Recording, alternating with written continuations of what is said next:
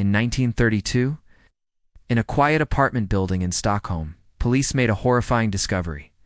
Lili Lindström, a 31-year-old woman, was found dead in her home. Her body had been drained of blood, and next to her was something no one could explain, a blood-stained ladle. To this day, no suspect has been identified. The press would name the killer the Atlas Vampire. And nearly a century later, the mystery remains unsolved. This is the Evidence Room. Subscribe for more stories of crime, mystery, and the unexplained. The early 1930s in Stockholm were bleak. The world was still recovering from the Great Depression. In Sweden, urban poverty, unemployment, and social isolation left many people vulnerable, especially women working in precarious professions.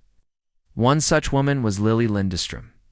She lived alone in a small, nondescript apartment in the Atlas district of Stockholm, a neighborhood known for its working-class residents.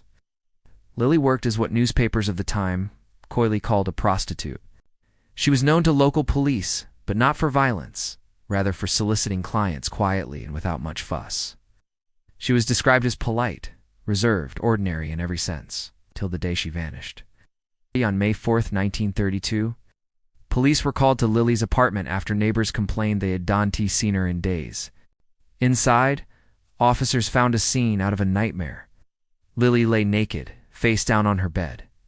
She had been dead for roughly 3 days. Her body showed signs of sexual activity, but chillingly, investigators noted there was no blood at the scene. It's not in her wounds, not pooled beneath her body. Nowhere. Instead, next to her bed, they found something grotesque. A ladle coated in blood. It didn't make sense. Had the killer drunk her blood? The police began their investigation immediately. They interviewed neighbors, clients, acquaintances. They found that Lili had made a phone call to a regular client the night she likely died. He was questioned, cleared. Autopsy reports confirmed the cause of death as blunt force trauma to the head. There were signs of post-mortem activity. Blood had been extracted after she died. But how? Why? And who would bring a ladle for such a purpose? The newspapers had a field day. Sweden wasn't used to murders like this, certainly not murders with vampiric undertones. The press gave the case its nickname, the Atlas Vampire.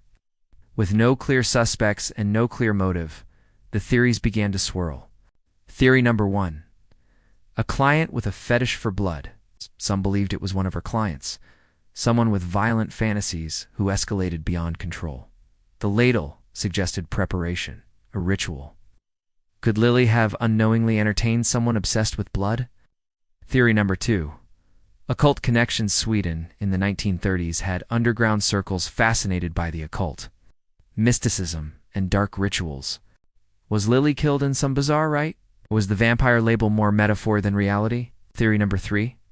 A deranged stranger. It's possible Lili's killer wasn't a client at all. Random attacks on vulnerable women were not unheard of. A mentally unstable individual could have fixated on her and struck.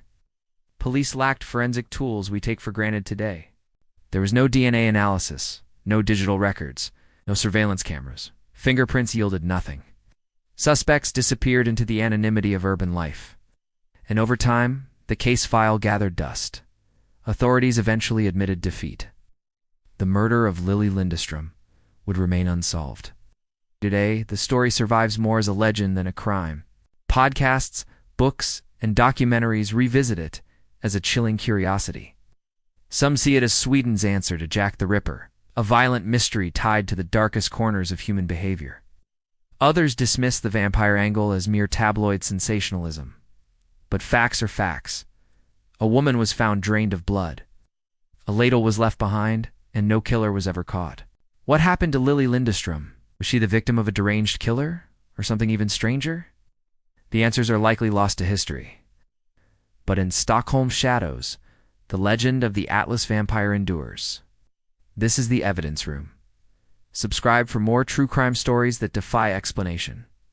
Until next time, stay curious, stay careful.